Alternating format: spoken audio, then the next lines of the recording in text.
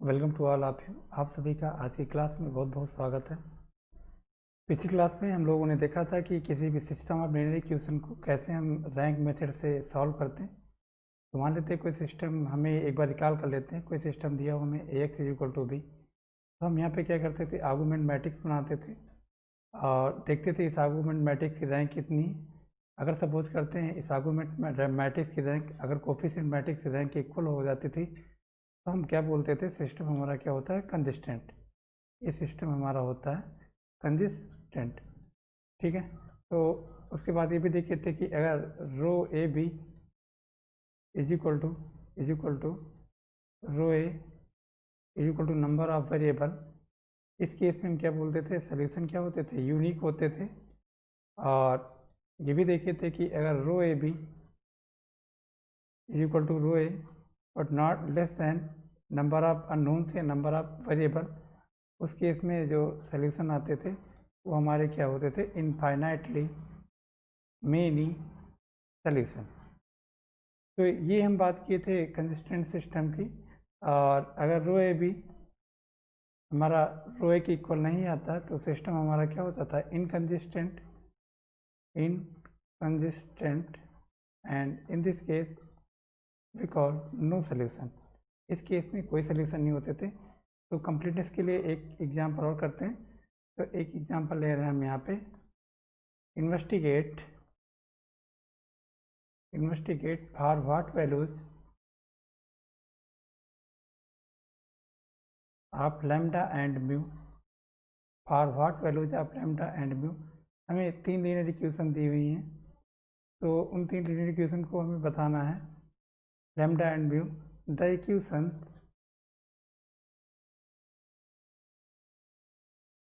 पहली इक्वेशन हमें दी है x + y + z = 6, और दूसरी इक्वेशन दी है x + 2y + 3z = 10, and last equation दी है x + 2y + λz = म्यू। कई बार पूछा गया क्वेश्चन है, हैव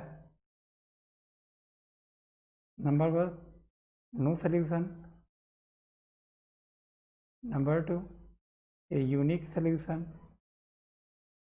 तो हमें इन्वेस्टिगेट करनी लैम्डा और म्यू की वैल्यू के लिए, जिसके लिए हमें डिफरेंट टाइप के सोल्यूशन मिले, इनफाइनाइट नंबर ऑफ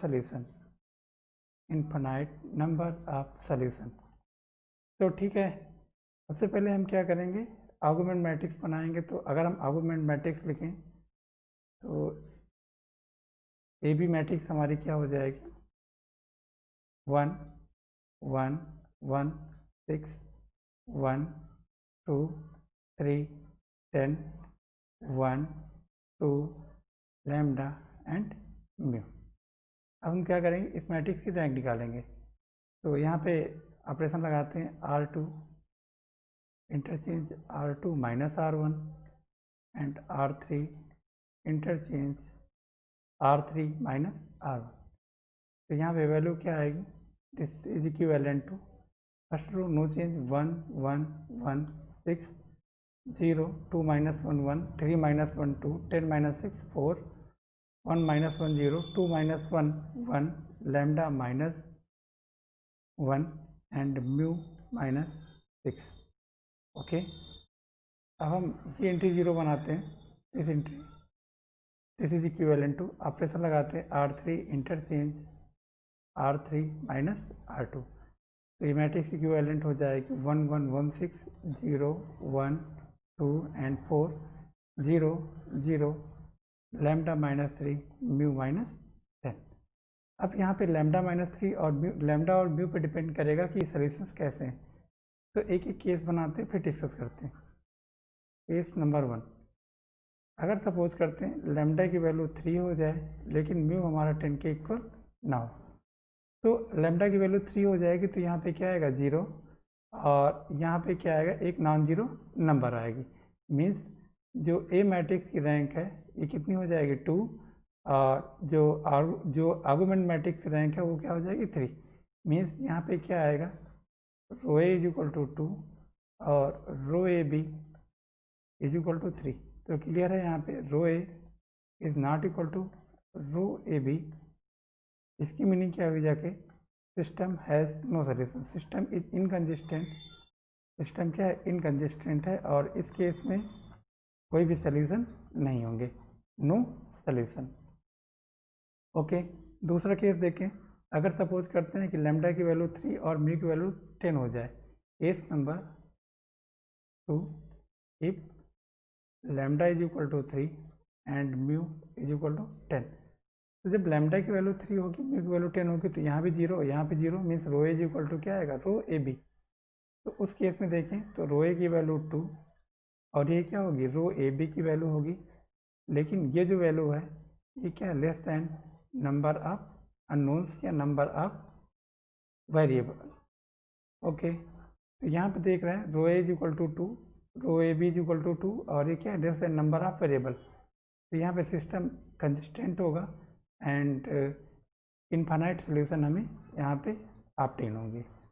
तो लैम्डा के ऊपर कौन सी वैल्यू इम्पोज कर दी जाए, 3, और म्यू के ऊपर अगर 10 वैल्यू इम्पोज कर दी जाए, तो उस केस में हमें इनफाइनाइट सोल्यूशन मिलेंगे। केस 3 एज्यूम करते हैं लैम्डा हमारा 3 ना हो, इस केस में अगर देखा जाए, इस केस में अगर लैम्डा 3 नहीं होगा तो जो ए मैट्रिक्स है, कोफिशिएंट मैट्रिक्स है, उसकी रैंक भी 3 आएगी और जो यहाँ पे आर्गुमेंट मैट्रिक्स है उसकी भी रैंक 3 आएगी और इतने ही नंबर ऑफ हमारे पास वेरिएबल हैं। तो यहाँ पे rho A is equal to rho A B is equal to 3 is equal to number of variable.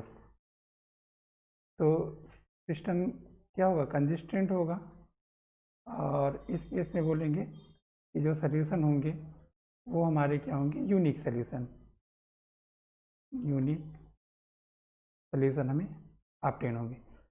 तो ठीक है, आगे बात करते हैं। अभी तक हम देखे तो जितने भी हमने यहाँ पे सिस्टम लिए थे उसमें नंबर ऑफ अननोन जो होते थे वो नंबर ऑफ वेरिएबल के इक्वल होते थे। अगर सपोज करते हैं कि हमारे पास नंबर ऑफ लीनियर इक्वेशन कम हो और अननोन ज़्यादा हो, तब हम कैसे सिस्टम को सॉल्व करते हैं। तो अगली हेडिंग डाल लेते हैं, solution of m linear equation, m linear equation in n unknowns. और यहाँ पे खास बात है कि जो लीनियर इक्वेशन की नंबर्स हैं वो क्या है, नंबर ऑफ अननोन से कम है या फिर एम क्या हो, बिगर देन एन हो। दोनों केस देखते हैं। तो सबसे पहले हम बात करते हैं m is bigger than n की, इसे एक एग्जांपल से समझते हैं। तो पहला एग्जांपल ले रहे हैं जहाँ पे एम लीनियर इक्वेशन ज़्यादा है और अननोन क्या है, कम। ओके, देखते हैं। सपोज करते हैं एक सिस्टम दिया हुआ 2x1 minus x2 plus x3 is equal to 4 और दूसरी इक्वेशन दी हुई है 3x1 minus x2 plus x3 is equal to 6। तीसरी इक्वेशन दी हुई है, third equation 4x1 minus x2 plus 2x3 is equal to 7 और फोर्थ इक्वेशन दी हुई है minus x1 plus x2 minus x3 is equal to 9। तो क्लियर है, यहाँ पे कितनी इक्वेशन दी हुई, 4 इक्वेशन और अननोन कितनी है, 3। तो m क्या है, बिगर देन n। अब यहाँ पे हम एक आर्गुमेंट मैट्रिक्स लिखें तो आर्गुमेंट मैट्रिक्स हमारी क्या होगी, ए बी मैट्रिक्स हमारी आर्गुमेंट मैट्रिक्स होगी और उसके इंटीज आएंगे 2 minus 1 1 4 3 minus 1 1 6 4 minus 1 2 7 minus 1 1 minus 1 9। Okay, अब अगर हम इसे कन्वर्ट करेंगे रो एलिमेंट्री ऑपरेशन लगा के, तो ये मैट्रिक्स हमारी कन्वर्ट हो जाएगी 1 0 0 2 and 0 1 0 minus 1 and 0 0 1 minus 1 and 0 0 0 11। ये आप लोग कर सकते हैं, हम लेफ्ट किए हैं आप लोगों के लिए इसे कन्वर्ट करना रो इक्विवेलेंट फॉर्म में। आप तो आपको ये मैट्रिक्स, इस टाइप की मैट्रिक्स मिल जाएगी। यहाँ पे ध्यान से अगर ऑब्जर्व करें तो यहाँ पर सेम कॉन्सेप्ट लगाना है। रो ए कितना है, 3 और रो ए बी हमारा कितना है, 4। तो क्लियर है कि rho A is not equal to rho A B. इस केस में जो सोल्यूशन होंगे वो एग्जिस्ट नहीं करेंगे, मीन्स सिस्टम क्या है, इनकंसिस्टेंट, सिस्टम इज इनकंसिस्टेंट। तो हमारा मोटिवेशन ये था कि हमें कंफ्यूज नहीं होना, चाहे m लेस देन n हो या m बिगर देन n हो, दोनों केसेस में जो हमारे पिछले फार्मूले थे वही यहाँ पे वर्क करेंगे। तो एक एग्जांपल से इसे और समझते हैं। इस बार हम m लेस देन n ले रहे हैं, मीन्स इक्वेशन कम है और अननोन ज़्यादा। जैसे एक ले रहे हैं 5x1 minus 3x2 minus 7x3 plus x4 is equal to 10। दूसरी इक्वेशन ले रहे हैं minus x1 plus 2x2 plus 6x3 minus 3x4 is equal to minus 3। And next equation ले रहे हैं x1 plus x2 plus 4x3 minus 5x4 is equal to 0। तो इसे complete करते हैं। तो सबसे पहले हम क्या करेंगे, आर्गुमेंट मैट्रिक्स बनाएंगे यहाँ पे। तो आर्गुमेंट मैट्रिक्स, तो ए बी मैट्रिक्स होगी, वो हमारी क्या हो जाएगी, 5 minus 3 minus 7 and 1 10 minus 1 2 6 minus 3 and minus 3 and 1 1 4 minus 5 and 0। तो सबसे पहले हम इंटरचेंज करेंगे रो को। तो R1 और R3 को इंटरचेंज कर दिया जाए, क्योंकि यहाँ पे हमें क्या लाना होगा, 1 लाना होगा। तो यहाँ पे ऑपरेशन लगा रहे हैं R1 इंटरचेंज R3। तो मैट्रिक्स हमारी इक्विवेलेंट हो जाएगी 1 1 4 माइनस 5 एंड 0। सेकेंड रो में कोई चेंज नहीं, minus 1 2 6 minus 3 minus 3। Third row की जगह पे फर्स्ट रो आ जाएगी 5 माइनस 3 माइनस 7 1 एंड 10। अब हम A21 की जगह 0 बनाएंगे और A31 की जगह 0 बनाएंगे। तो उसके लिए ऑपरेशन लगाएंगे R2 interchange R2 plus R1 and R3 interchange R3 minus 5 R1। तो R2 interchange R2 plus R1, दूसरी रो में पहली रो ऐड करना, मीन्स पहली रो में कोई चेंज नहीं। तो यहाँ पे आएगा आपका 0 2 1 3 6 4 10 minus 8 and minus 3। 5 minus 5 0 minus 3 minus 5 minus 8 and ये आ जाएगा आपका माइनस का 27 और यहाँ पे 26 एंड यहाँ पे 10। ओके, अब हम यहाँ पे 1 हमें बनाना होगा। तो इस रो को 3 से हमें क्या करना होगा, divide. R2 interchange R2 by 3। तो इक्वेशन हमारी कन्वर्ट होके आ जाएगी 1 1 4 minus 5 and 0 0 1 10 by 3 minus 8 by 3 and minus 1 and यहाँ पे आएगा 0 माइनस 8 माइनस 27 26 एंड यहाँ पे 10, दिस इज 10। ओके, अब हमें इस एंट्री को क्या करना होगा, 0 बनाना होगा। तो यहाँ पे हम देख रहे हैं, हम कर रहे हैं यहाँ पे। ओके, तो ये मैट्रिक्स हमारी कन्वर्ट हो जाएगी, ऑपरेशन लगाया जाए R3 interchange R3 plus 8 R2। तो मैट्रिक्स कन्वर्ट होकर आ जाएगी 1 1 4 minus 5 0 0 1 10 by 3 minus 8 by 3 and minus 1। यहाँ पे फर्दर हम ऑपरेशन लगाते हैं। तो 8 टाइम्स करके हमें सब्ट्रैक्ट करना है, तो ऐड करना है। तो 0 प्लस 0। अब यहाँ पे हम ऐड करेंगे, हमारे पास यहाँ माइनस 27 है और इस 80 बाई 3 से ऐड करना है। तो यहाँ एलसीएम वगैरह लेंगे, यहाँ पे आएगा माइनस 1 बाई 3। सिमिलर वे में यहाँ पे 14 बाई 3 और यहाँ पे आएगा 2। और फर्दर इसे अगर हम 3 से मल्टीप्लाई कर दें इस इक्वेशन को, तो इक्वेशन इजीली सॉल्व हो जाएंगी। लेकिन हम इतना ही रखना है, इस इक्वेशन को हम 3 से मल्टीप्लाई करें, क्योंकि अगर यहाँ मल्टीप्लाई करेंगे तो यहाँ पे 3 आ जाएगा। एक ऑपरेशन लगाते हैं R3 इंटरचेंज 3 R3। तो ये मैट्रिक्स हमारी कन्वर्ट हो जाएगी 1 1 4 minus 5 0 0 1 10 by 3 minus 8 by 3 minus 1 0 0 and this is minus 1 तो एक काम करें, यहाँ माइनस से मल्टीप्लाई कर दें तो हो जाएगा 1 एंड यहाँ आ जाएगा -14 एंड यहाँ पे -2। तो यहाँ पे देख रहे हैं कि रो ए बी जो है रो ए के इक्वल है, rho A is equal to rho A B is equal to 3, लेकिन ये क्या है, less than number of variable, ये नंबर ऑफ वेरिएबल से कम है। तो यहाँ पे जो सोल्यूशन होंगे इनफाइनाइटली मेनी सॉल्यूशन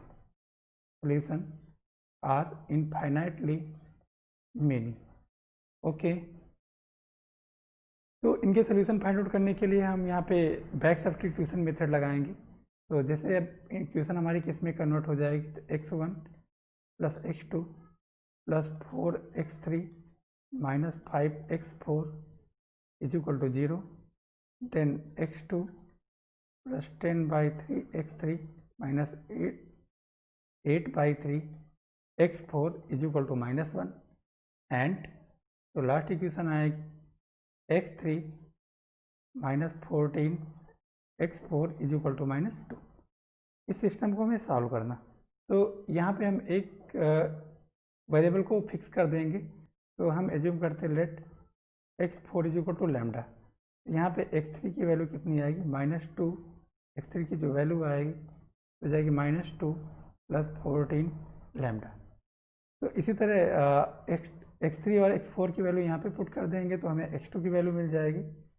यहाँ पे जो x2 की वैल्यू आएगी वो x2 हमें देगा, x2 की जो वैल्यू आने वाली है यहाँ पे वो आएगी -44 की प्लस 19। इसी तरह x1 x2 x3 की x2 x3 x4 की वैल्यू फर्स्ट इक्वेशन में रखेंगे तो x1 की वैल्यू आ जाएगी -7 के प्लस 5। आप लोग लिफ्ट कर रहे हैं, आप लोग इसे कंप्लीट कर लेना। अब हम क्रैमर रूल देख लेते हैं और इन्वर्जन से कैसे मैट्रिक्स, कैसे लीनियर इक्वेशन को सॉल्व करते हैं।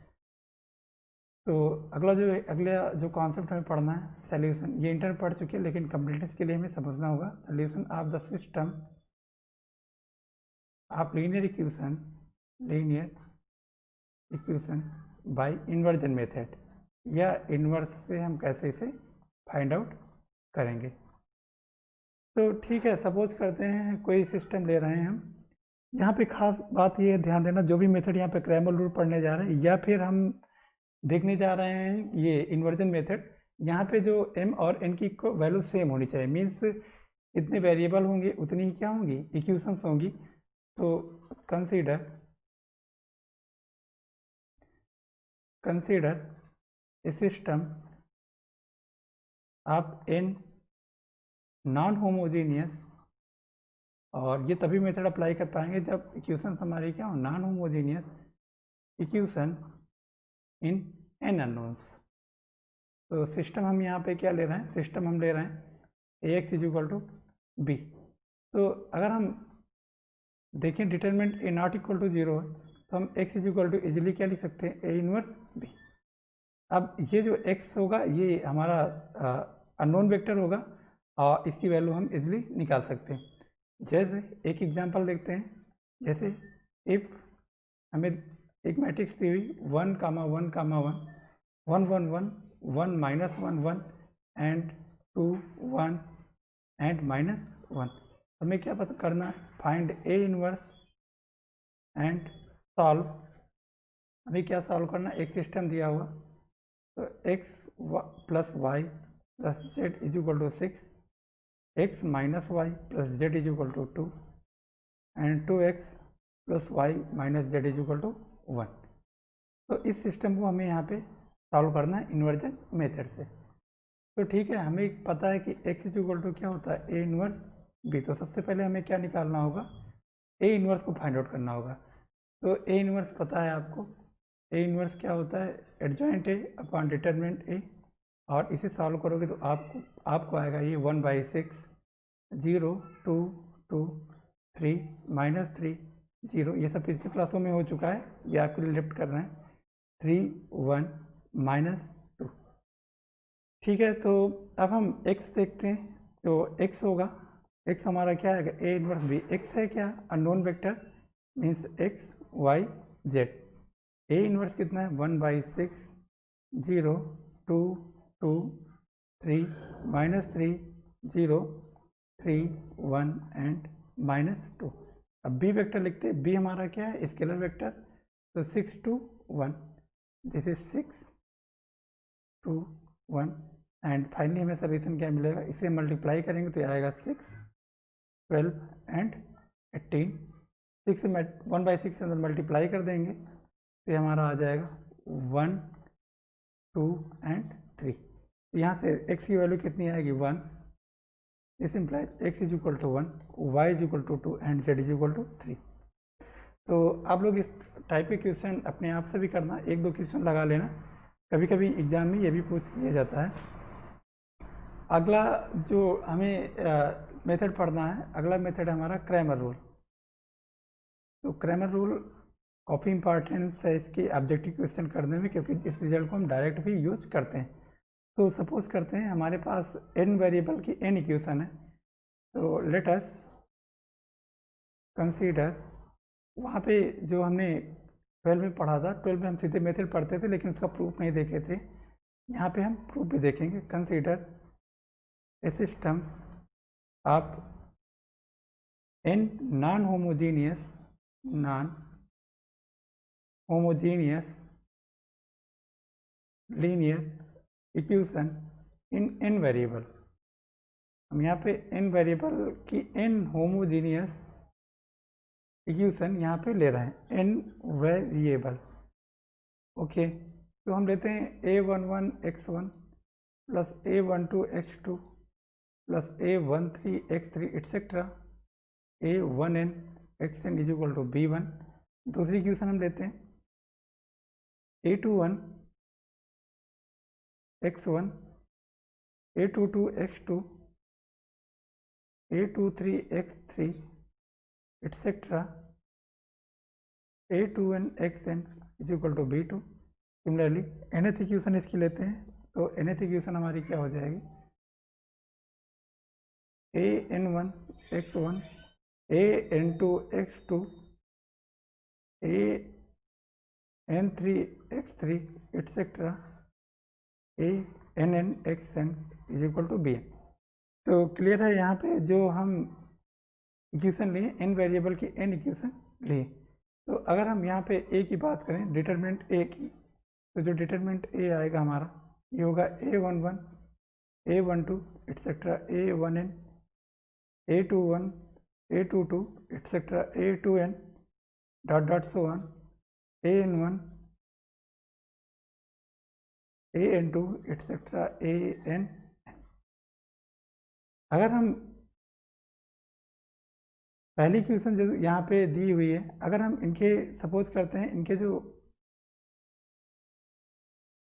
कोफैक्टर हैं, सपोज करते हैं let a11 a12 a13 etcetera be cofactor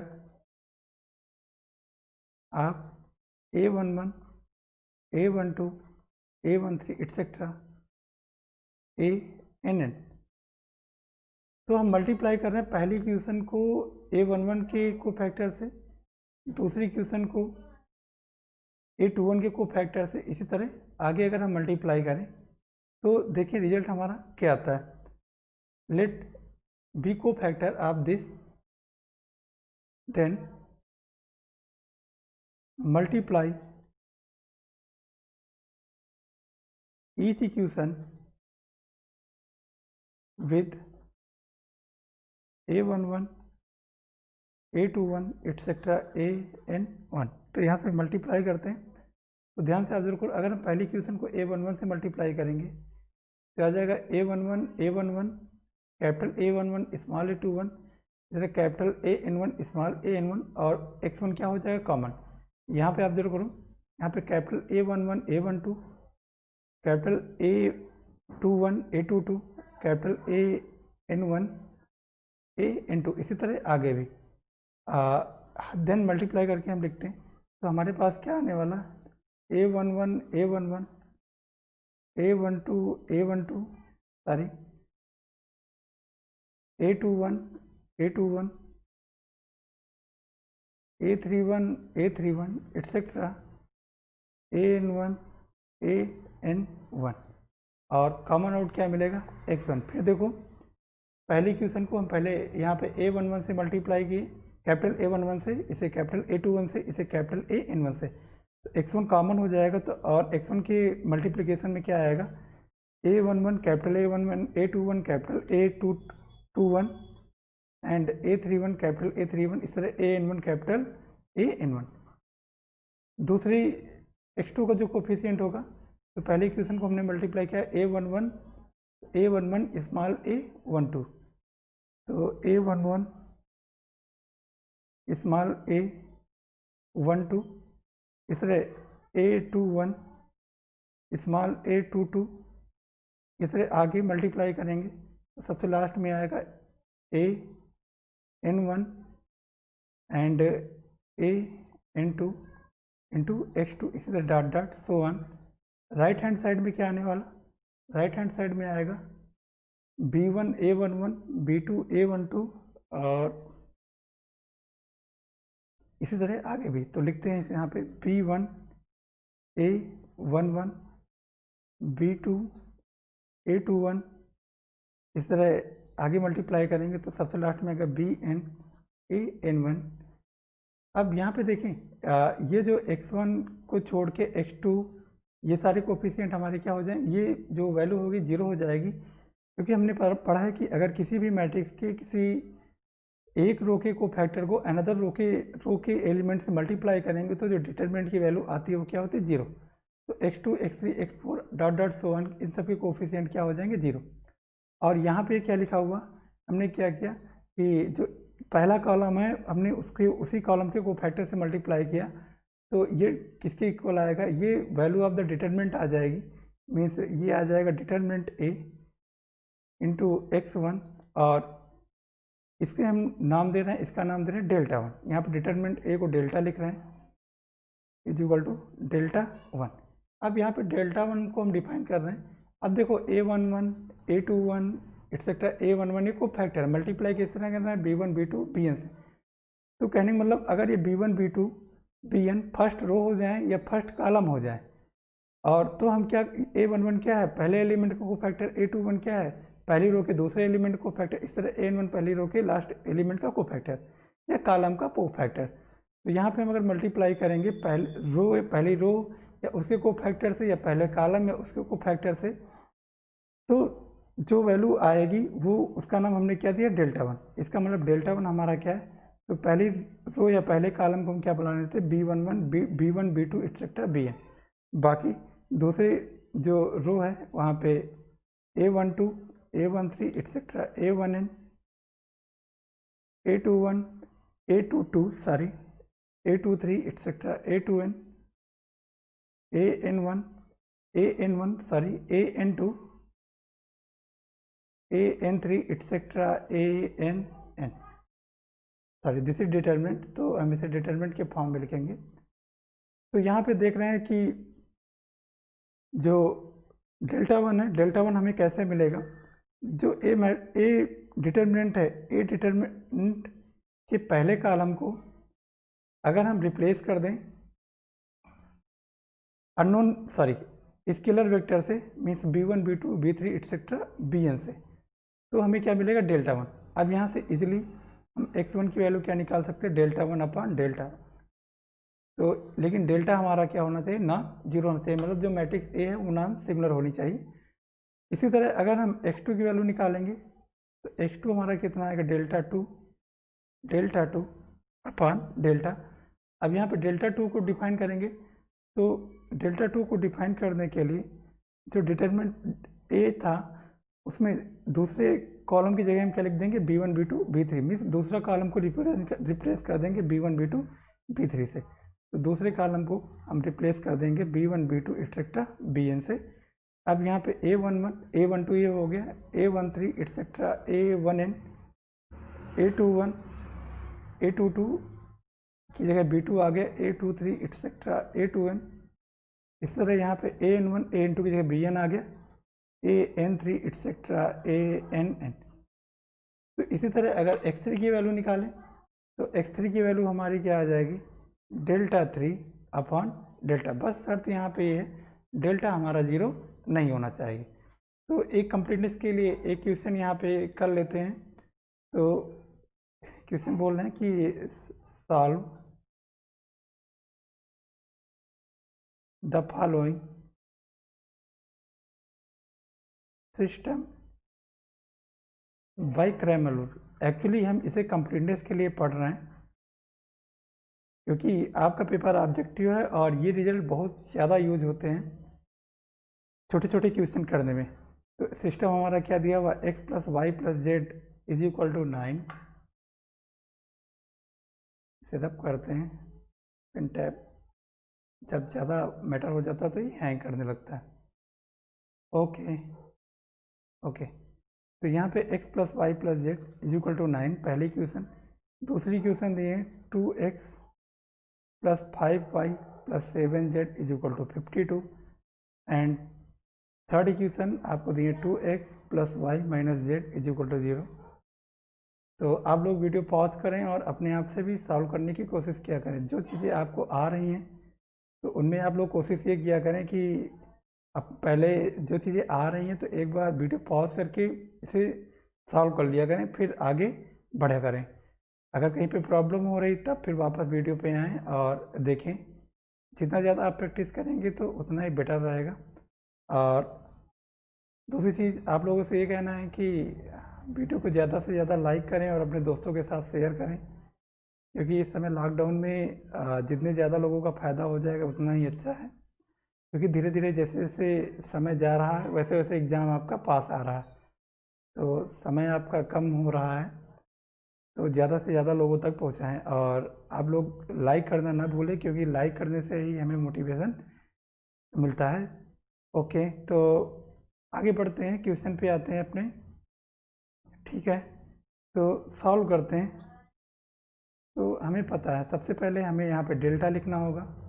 delta जो मैट्रिक्स आएगी वो क्या होगी, 1 1 1 9 2 5 सॉरी। ओके, हमें केवल डेल्टा लिखना। डेल्टा क्या होगा, डिटर्मिनेंट ए होगा। तो ओके ओके ठीक है, करते हैं। तो यहाँ पे जो डेल्टा की वैल्यू आएगी, डेल्टा की वैल्यू क्या आने वाली, 1 1 1 2 5 7 2 1 एंड -1।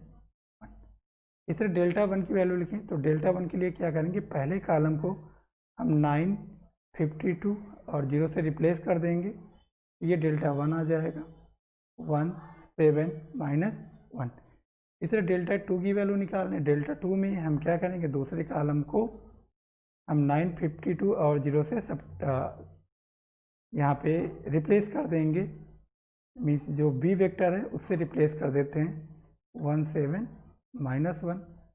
एंड डेल्टा 3 की वैल्यू निकाली जाए तो डेल्टा 3 की वैल्यू आने वाली है, थर्ड जो कॉलम है उसको हम 9 52 और 0 से क्या करेंगे, रिप्लेस कर देंगे। तो यहाँ पे आप सॉल्व करेंगे तो जो डेल्टा की वैल्यू आएगी, डेल्टा की वैल्यू -4 आएगी। डेल्टा 1 की वैल्यू आपकी, डेल्टा 1 की वैल्यू -4 आएगी, डेल्टा 1 की भी। और डेल्टा 2 की वैल्यू आएगी -12 एंड डेल्टा 3 की वैल्यू आएगी -20। तो आपको पता है कि x1 क्या होता है, x1 हमारा होता है डेल्टा 1 अपान डेल्टा, मीन्स -4 अपान -4, तो वैल्यू कितनी आएगी, 1। x2 होता है डेल्टा 2 अपान डेल्टा, तो सॉल्व करेंगे -12 अपान -4 मीन्स 3। एंड x3 देखें तो x3 आएगा डेल्टा 3 अपान डेल्टा = -20 अपान -4 = 5। ओके, तो ये टॉपिक हमने आज कवर कर लिया। नेक्स्ट लेक्चर में हम लोग कवर करेंगे homogeneous system of linear equation को कैसे सॉल्व करते हैं। तो आप लोग चैनल को सब्सक्राइब अभी तक नहीं किए तो सब्सक्राइब करें और चैनल को लाइक करना बिल्कुल ना भूलें। तो आज की क्लास में इतना रखते हैं। थैंक यू, नेक्स्ट क्लास में मिलते हैं।